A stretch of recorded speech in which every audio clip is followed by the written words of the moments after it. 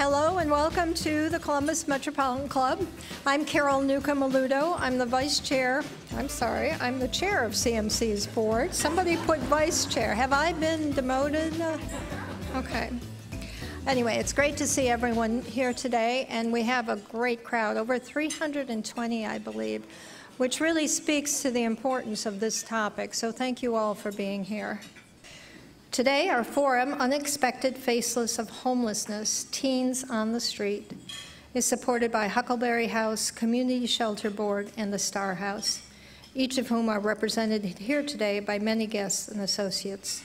Won't you please help me thank them?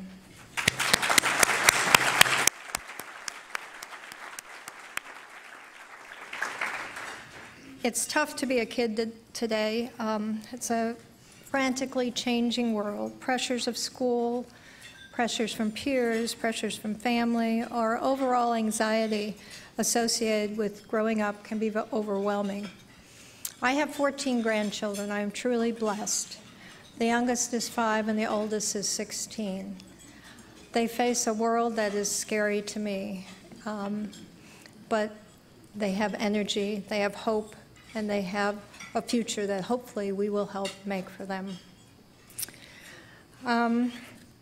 It becomes very hard for these normal challenges to also, for children also to be faced with basic survival needs like food, shelter, clothing.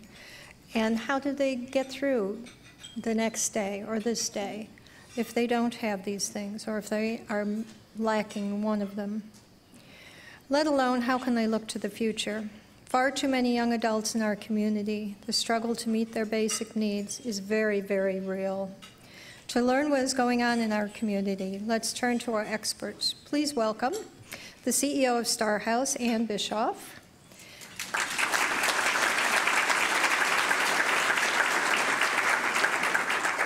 The Associate Director of the Community Shelter Board, Tom Albanese. The Executive Director of Huckleberry House, Becky Westerfelt. And of course, our host, VP of Community Research and Grants Management at the Columbus Foundation, Dan Sharpe. Take it away. Thank you very much, Carol. One of the things that I love about CMC is the timely nature of these conversations. And today is absolutely timely, but not for the reasons that you think it might be. It's not because yesterday was Giving Tuesday, or that we're in the midst of the holiday season when the weather gets colder, but our hearts get warmer and turn to those who are less fortunate. Today, it's a timely conversation because it's an urgent need for so many on a daily basis in our community. Estimates have 2,000 youth living homeless in our community. And as Carol said, we are lucky to be joined by experts today, and I really would encourage you to look in the program listing today to learn more about their organizations and their careers, which they have dedicated to this cause. So for a snapshot on the issue, we are talking about youth in Columbus, not those living half a globe away on 25 cents a day, right here in our community. So can you personify this for us? Who are we talking about, and who is it that your organizations are serving? Absolutely. So, you know, Greater Columbus is 2 million strong, and we're growing. We're now the 14th largest city in the nation, right? That's big time. And as Columbus continues to grow, you can expect youth homelessness, as you pointed out, to keep up in step. And that's why it's so important that we're here today to talk about this topic. 10 years ago, back in 2006, the estimate of youth ages 14 to 24 right here in Central Ohio who were living on the streets, disconnected from family, no permanent place to call home, the estimate was 1,200, right? Fast forward to last year, in Star House alone, we specialize in serving street living youth. We served nearly 1,000 young people, individuals, within 1 year. So we decided to turn to Dr. Natasha Sleznick.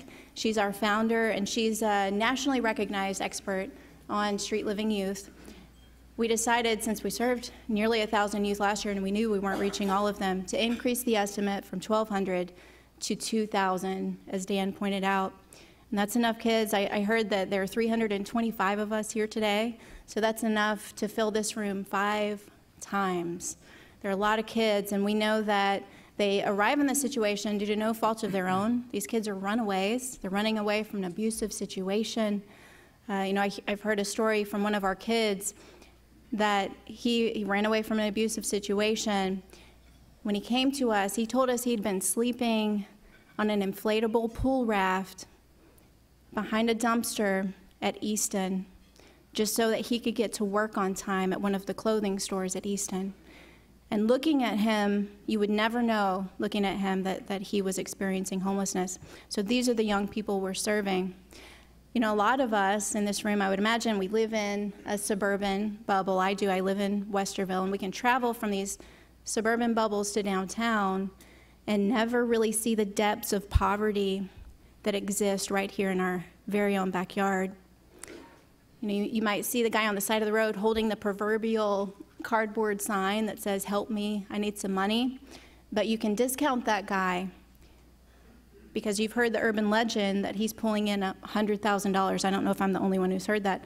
Pulling in $100,000 begging for money on the side of the road. But when you walk into Star House, you walk into Huck House, and you see these kids and you hear their stories, you hear that they're going to college, they're enrolled in college, they're working 2 jobs. They simply just don't have the pieces that they need to maintain stability. You can't deny that this is a crisis. It's a crisis, but I'm hopeful because I know Columbus can get this right. We can prevent chronic homelessness for these youth. Well, I think Ann did a good job of really laying out the breadth of the problem and the numbers, and I know the Shelter Board has been collecting data. I think I want to maybe just agree with her and then also kind of talk about the fact that these are children or people that we know. We keep acting like they're folks that just kind of sprung out of the air on their 18th birthday. But in fact, we know these children. We knew them in our recreation programs. We knew them in our residential treatment programs. We knew them in foster care. We knew them in our after-school programs.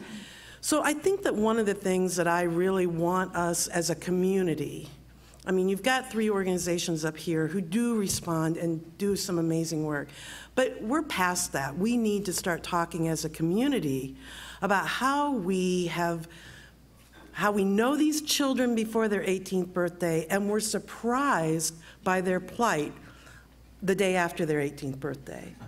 So that's kind of where my head is at. I mean, like Ann, the stories of these kids, you would be surprised because everybody's got this image of, you know, kids who are, you know, probably on the verge of crime or committing crime and all of that.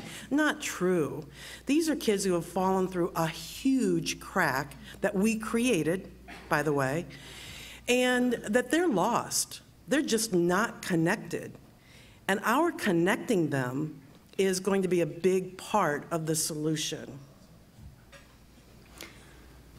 I don't know what more to add to that, except I'll just say that, you know, I think everyone would expect that being a representative of the Shelter Board, I would talk about numbers, but frankly, I don't care about numbers. I would argue that one homeless kid or youth on the street is one too many. So let's go deeper then. The philosophical question might be, how did we get here? And that's a big question, but we'll keep it framed to this conversation because I heard Becky and Ann both allude to some things that might be systemic or might be episodic, but how did we get to this point? Right. Becky pointed out that these kids are aging out of foster care, and that's certainly part of the story.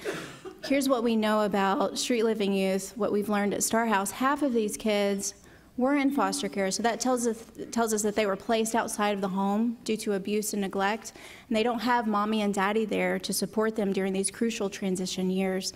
Nobody to cover those emergency needs, no basement to fall back on, right? We also know that 41% of these young people have attempted suicide at least once. It's the #1 killer of this population, for a population that is, by the way, 12 times more likely to die, period, than their peers who are not homeless. So there's a significant lack of hope for the future among these young people who are faced with barrier after barrier after barrier. We also know that a third have experienced intimate partner abuse, which they've run away from. They've escaped their abuser. This also denotes human trafficking. This is a population that is highly susceptible to exploitation because nobody's looking for them, and their pimp knows it. A quarter of these youth identify LGBTQ, and they tell us they've been ostracized from their family and their community for that reason. And what this all boils down to is trust. These are young people who've been let down time and time again by the adults who were supposed to be there to love and support them, and they're hurting. And June Gutterman is here with Jewish Family Services. She shared a statistic with me about a month ago that chills me to the bone. She said that they surveyed Holocaust survivors and asked them to place themselves on this 10-point scale of trauma, the ACEs scale. A lot of you in this room know what that is. And the indicators on this scale don't include things like, I dropped my iPhone and the screen cracked, as traumatic as that is. They're very real indicators of trauma, like rape, abuse, assault, neglect, loss of a family member. And you might expect a Holocaust survivor to score an 8 on this 10-point scale.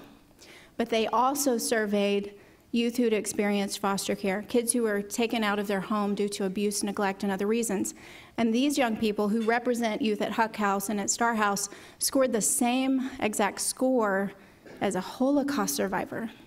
So not only are these young people disconnected from a place to call home during these crucial transition years, but they're harboring deep levels of pain that's also a barrier to their success, to them finding permanent housing. They're hurting, they're facing barriers, and they need us, and I'm hopeful that we can get this right in Columbus. Well, I agree with Ann, and I think the only thing that I would add is, I mean, many of you know that I'm a big fan of universal screening on this topic. Those of us in the youth-serving community, of which I see some of you in the audience, I feel like we're not asking questions when we should. We're not asking, where did you sleep last night and where are you going to sleep tomorrow night? Even though these young people are in our programs, or they're in our tutoring programs, or they're in our rec centers. So, and I understand the difficulties with universal screening, but I really resist the idea that we need to wait until it's a shelter board problem. Mm-hmm. And I think the youth-serving community really needs to start grappling with the fact that we are letting these kids kind of flow along when we could have asked a question. But we'll also say, we better not ask the question unless we have something to say when they tell us. And that belongs to us.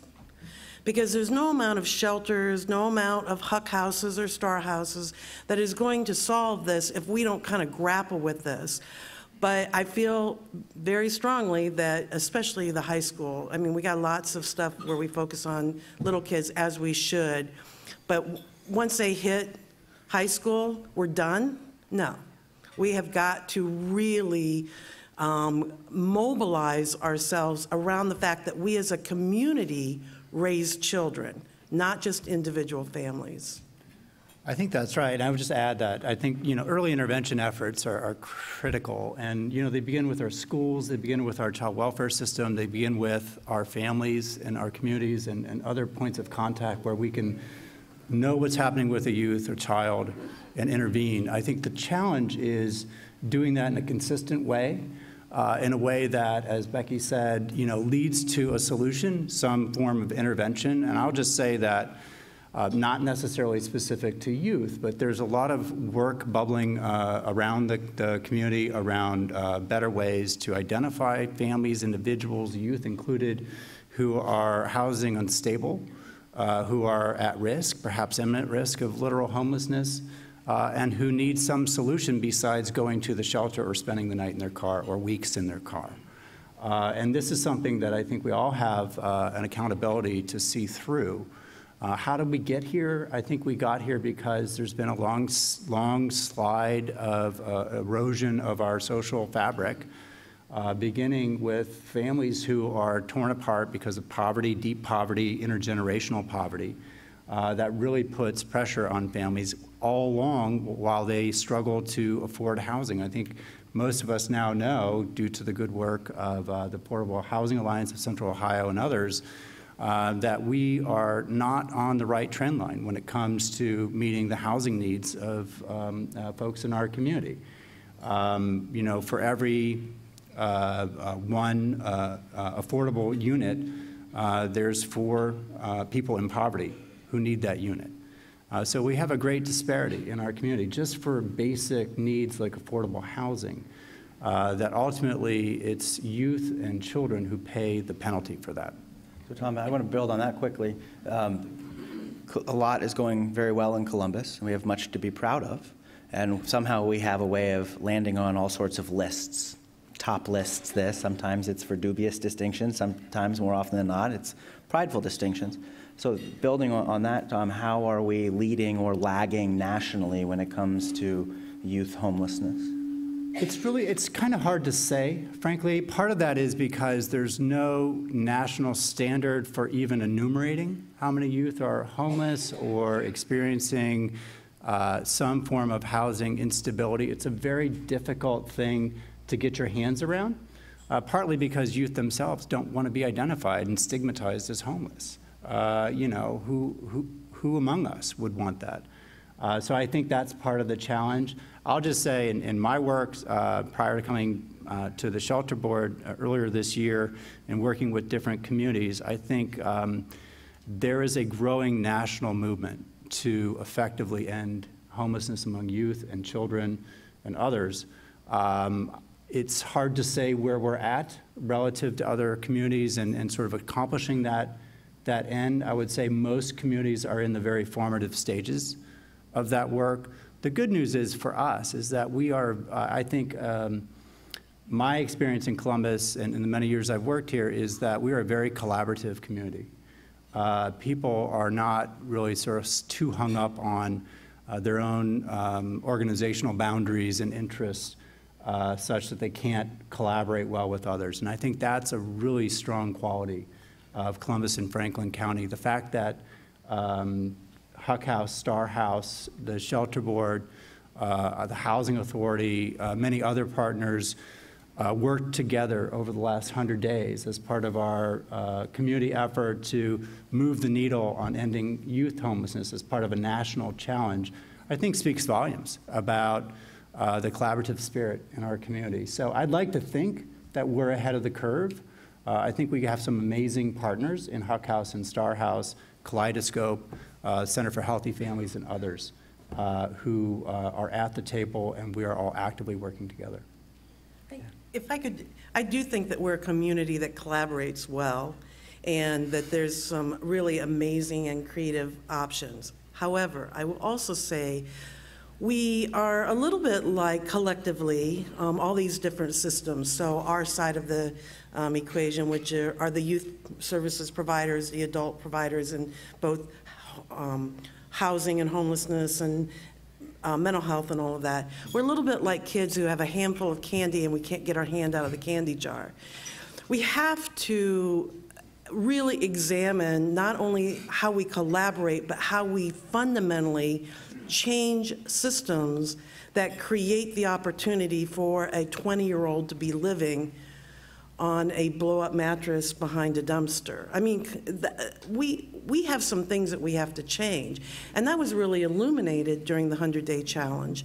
And I think that part of our challenge now, we've kind of, we've done the let's all get together and figure this out. And, you know, speaking for Tom and I as two people that were in the room, there are some really difficult conversations about policies, procedures, definitions, all that kind of stuff. And while that can feel very over there, it actually affects who gets what.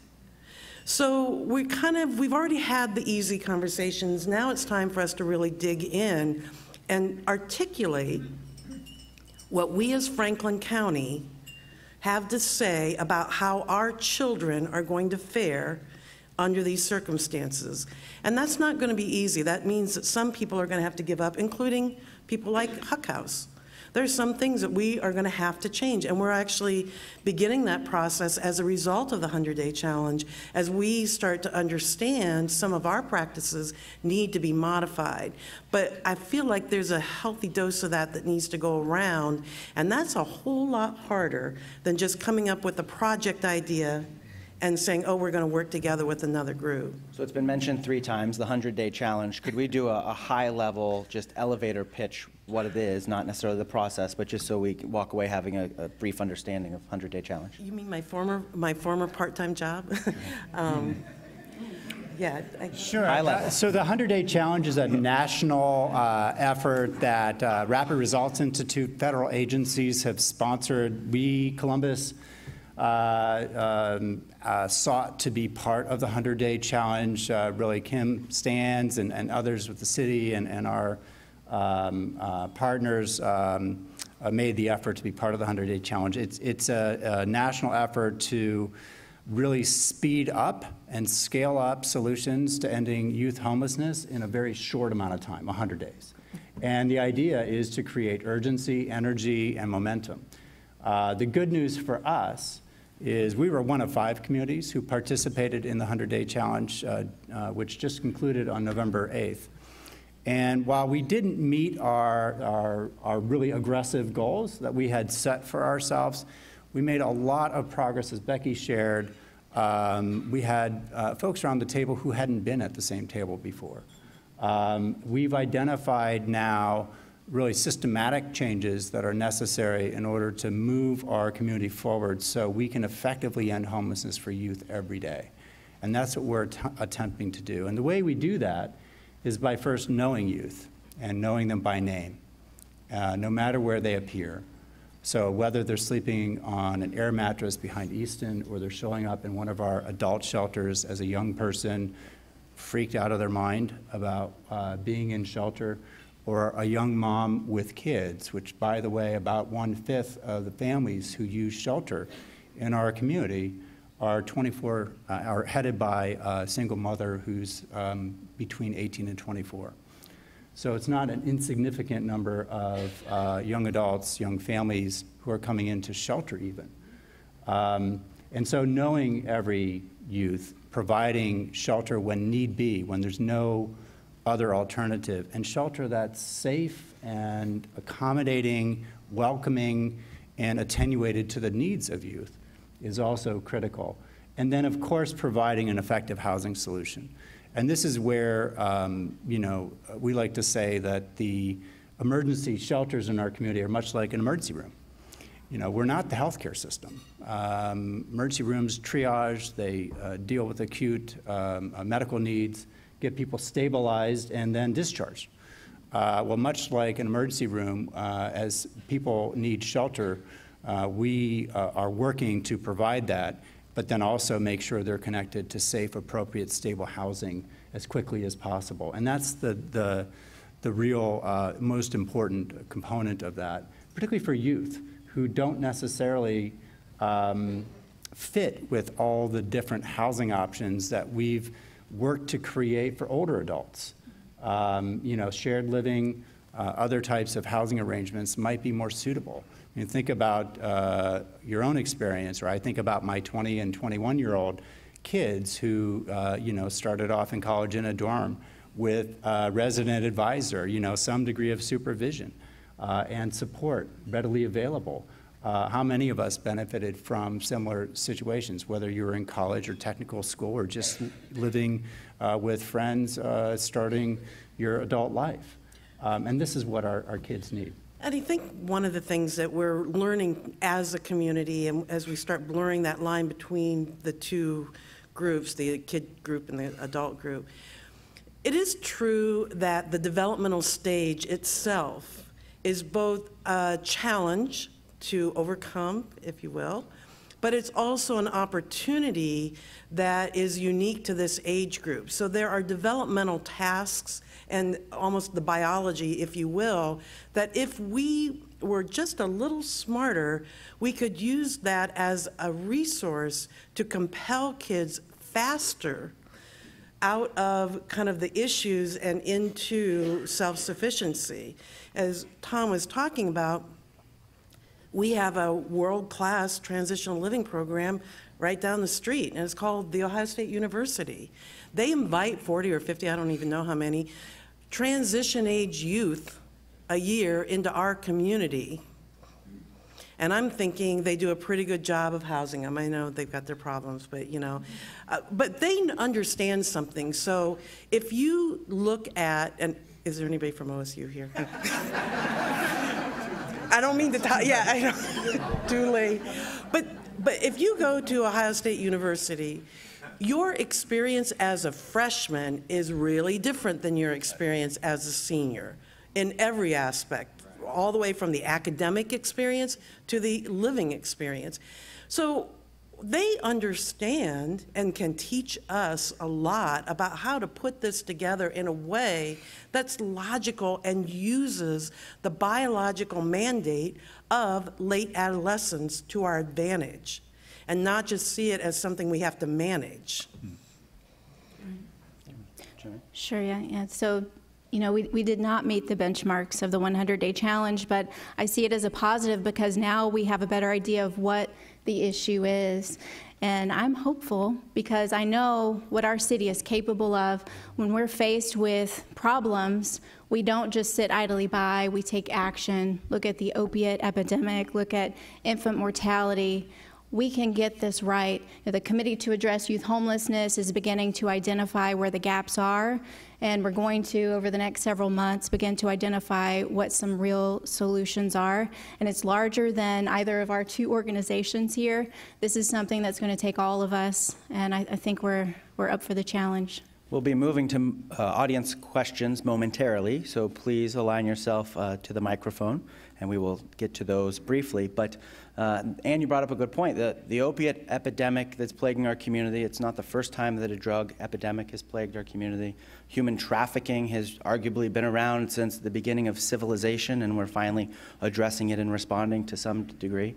So the approach would beg new solutions. So I want to give you permission to dream, have ideas to share with us today, but also to think and discuss what isn't on the table that should be to get our community to a finish line. This is a population that's highly transient and traumatized, and that's a formula that sets them up for failure in terms of seeking employment, staying in school. So one idea that we have at Star House is a trauma-informed workforce development program. It's a 6-month program. Our youth are couch surfing. They might be living on the north side one night, on the south side the next night. So expecting them to get to the same place every day becomes it's impossible. So we want to meet them where they are, helping them overcome their trauma in partnership with Jewish Family Services. They're going to be working with our youth to identify the trauma in their own lives, to recognize that, and to begin to overcome it, especially within the context of the workplace. And then we're inviting employer partners to provide assembly-type jobs where youth would be paid per unit, same day within our facility. They're coming to us. Let's give them the opportunity to get job experience on site. One of the employers will be Star House.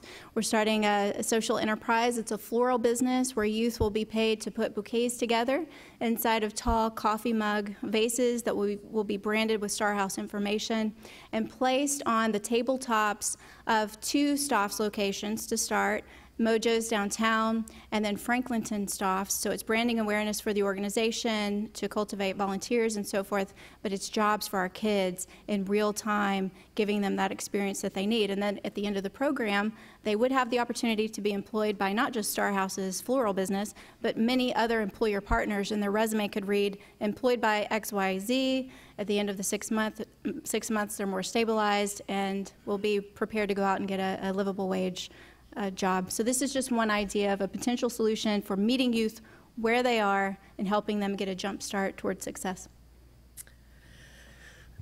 As you probably have already figured out, I'm most interested in how we blur that bright yellow line of the 18th birthday. And we're going to do that by allowing kids that we're already working with in the youth serving part of our world to continue through and not have to stop because they turned 18. So that to me is a big part of it. And you know, I've really come to appreciate, especially with the 100-Day Challenge, really having many conversations with Tom. But the adult provider world and the shelter board should be really the tail, that we should have worked so hard before that they've got the occasional kid that they call us up and say, well, we got this one kid, and what do we do with that one kid? So to me, I feel the focus really needs to be on, if you're receiving mental health services because you qualify as a child, and then after your 18th birthday, you have to be more ill to get the same services, there's something wrong with that. There's just fundamentally something wrong with that. I think the other part to this is, as we move through that, we have to use an adolescent development lens when we're putting all this stuff together. I mean, we have nationally recognized experts in adolescent development, both at the Ohio State University. That's my second reference to them. I didn't go there, by the way. And down at Children's Hospital, we have people in our backyard that are nationally recognized on the topic of adolescent development, and we ignore that expertise when we build programs, when we build policies, when we build curriculums. I mean, let's stop doing that too. Let's start using the resources we have and apply that lens. And I see a bunch of funders in here. I say, and I ask you for money, so I'm going to include myself in this mix. Don't give out money for this population if it doesn't include that lens. Just don't do it. You know, if you want to work with transition age youth, whether they're homeless or anything else, if you aren't using the adolescent development lens in your program development, you don't get the money. Harsh, I know. But I didn't mean us, of course. Tom, you want to add If I had to dream dreams? big, just simply, I would say that every youth had a safe, stable place to call home when they needed that safe, stable place, that the community, and I mean us collectively, had the capacity to offer that, and that youth never spend one night on the street, just as we've made that commitment to families with children. That's my dream. It is CMC's tradition to take audience questions, so please state your name and state your question, and please refrain from long-winded editorial comments when stating your question. Sir. My name is John McKnight. So to use the one youth as an example that you mentioned that was living on an air mattress at Easton, had 2 jobs, I can imagine there are individuals like that that are perfectly mentally healthy and capable. It's a matter of affordable housing, transportation, jobs all coming together. How much of the problem that we're addressing is that sort of thing, you know, logistics and economics versus dealing with mental health issues? I'm sure that both exist, but I tend to think it might be predominantly based around mental health issues, but maybe I'm wrong. Thank you. Well, I can only speak for the Huck House experience. You know, it would almost be impossible to pull those 2 parts away from each other. And in fact, I would resist even trying to do that, because if you are somebody who is struggling with low wages and all of that, and you also are struggling with a history of trauma, or you come from families that were extremely poor themselves, the day that you wake up and you just can't get to work and you don't call in is the day you just lost that low-paying job.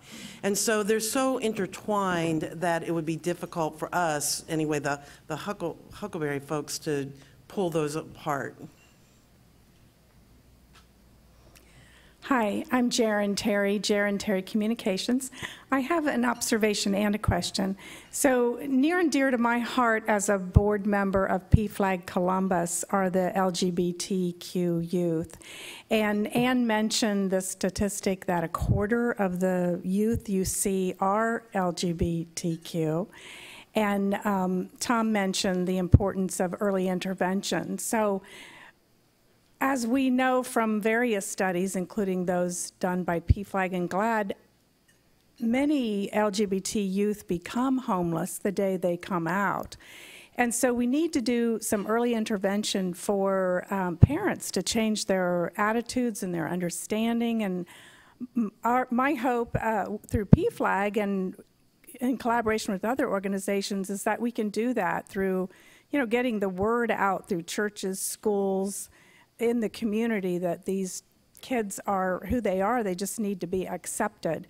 And so my question that's related to that is, how do you handle youth who are transgender or gender non-conforming in terms of the boys' side and the girls' side? How do you house them? Within shelter, I have to say that we have a very small number of trans folks who are identifying as trans coming into shelter. We can do a better job. I don't want to gloss over that. I think we could do a better job. The fact of the matter is, I think we hear enough anecdotal sort of evidence to suggest that we're not only can we do a better job, we must do a better job, because a lot of folks who are trans are not coming into shelter for concerns about their safety, for other concerns about just dealing with the pressure of being in an environment like that. We as a community have to do a much better job.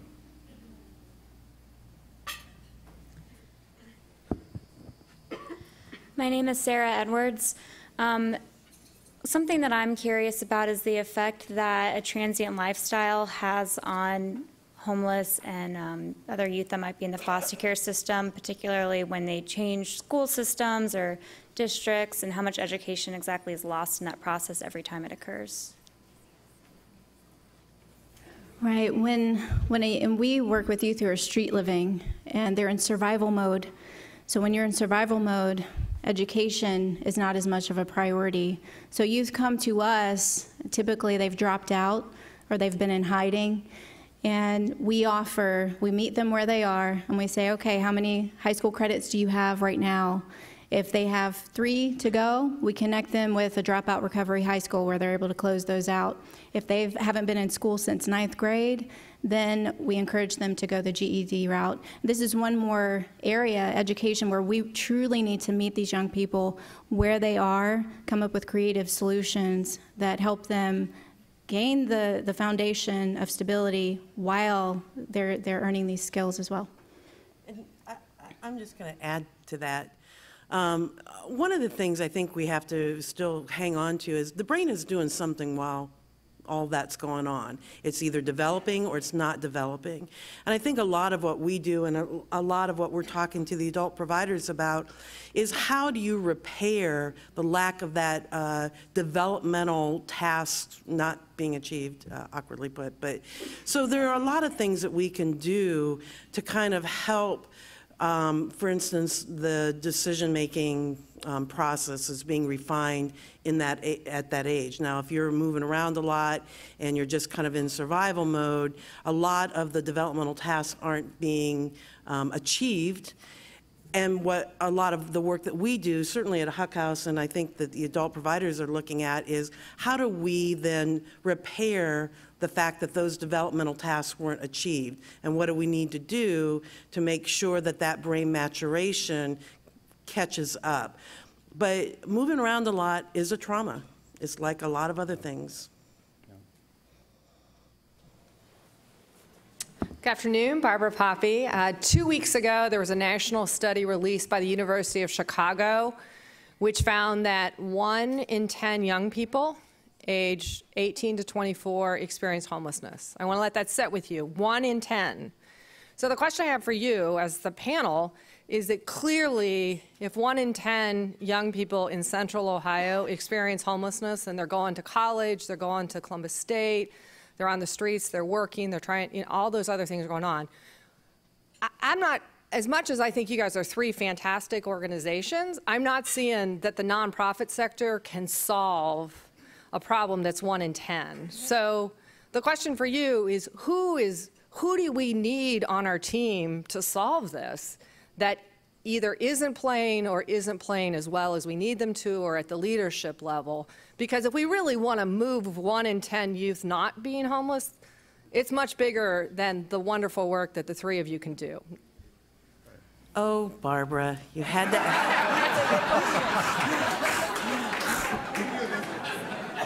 Who let her in? That's all I want to know. I mean, you are actually asking the tough question that we struggled with in the 100-Day Challenge. I know the work that the Columbus Foundation is in the middle of doing right now about how you put it all together. Because, as you've pointed out, it's this complex mix of not just services provided, but it's also about how we educate kids, how we employ people, and how we support or don't support families. But I do think that I would like to see policymakers and the leadership of Franklin County get into the game a whole lot more than they are, because that's where it all comes together. And so, to me, we got a lot of special project stuff going on, and that's great, but I worry a little bit, even though I'm in the middle of the special projects, I worry that we're going to special project this to death, that we're not going to approach it. All you, the guys that are clapping, I want your card after this. We're going to form a committee. No, just kidding, we're not. But what I mean by that is that we have to integrate fundamental change in our systemic approach to a number of things, like education, like poverty, and we have to be willing to do that. So let's not special project this to death, and don't ask any more hard questions. But if I can just add, I think it begins today, right? There's 320-some people in the room. How many organizations are represented here? The reality is, I agree with Becky, we need to elevate this issue. We need to dramatically lower the tolerance that we currently have for youth or anybody experiencing homelessness, and I would argue housing instability and the trauma and stress that goes with that, because it is stressful. And in fact, particularly for young people, experiencing the stress of not having your basic needs met has lifelong impacts that impact every one of us. So it is a community problem to solve. And I think, Barb, you asked the right question, because it's not about the emergency room solving the problem. It's not about special projects to death solving the problem.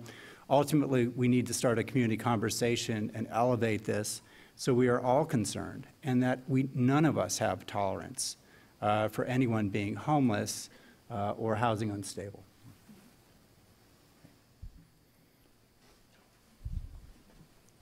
Hi, my name is Jordan Horston, and I go to Columbus Afrocentric Early College High School. My question for you is, what can us as high school students do to actually help the teenage homeless situation? Like, is there anything that we can do specifically?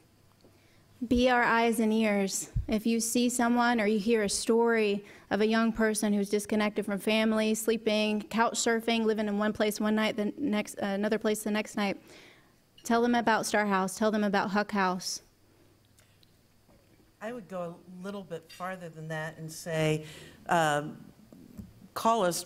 We'd like you to come down and volunteer. I think that there's a lot of room for youth to youth, and start a club in your school that's about some prevention messages. We'll help you do that.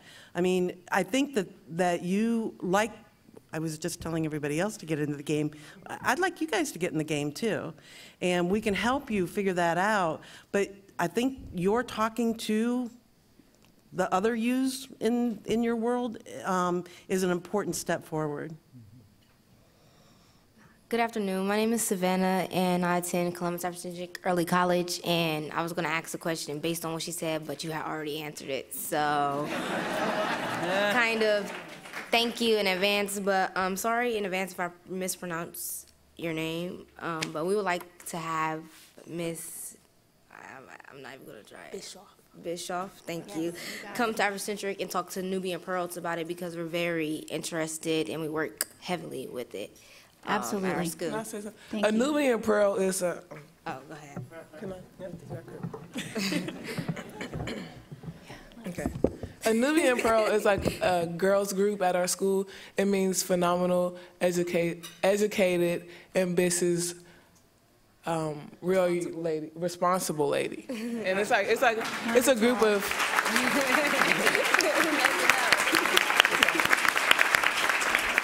It's like a group of like our leaders, girls, our girls leaders in the school, and like we just get together and we have like women come speak to us about like, you know, just empowerful things, you know. So. Yeah. I think we have time for one more question.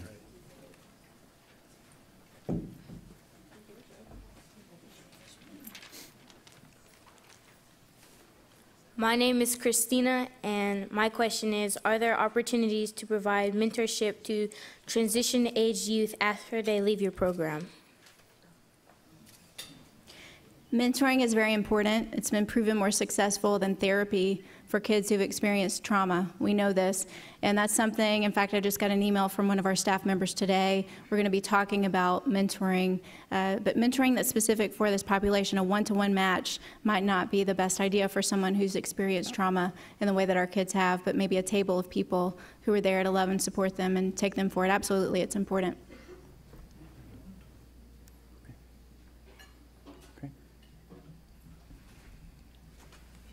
Okay. Thank you very much, panel. Thank you.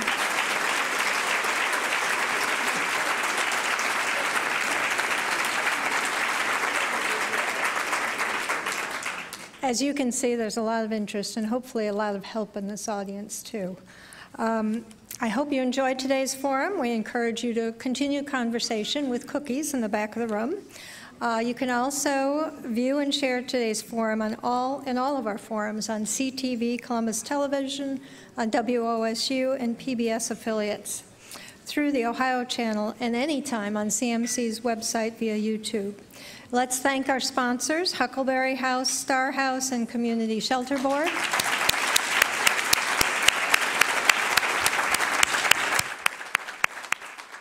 And before we thank our speakers once more, I just want to remind you, this is a great deal. You know, buy 1 pound of Star House Special Blend #1, and $10 goes to Star House. So please, yes, and it's good coffee, and I love coffee, so I'm buying some, so you should too. Okay, thanks our speakers also, Ann Bischoff, Tom Albanese, Becky Westerfelt, and Dan Sharpe. Thank you.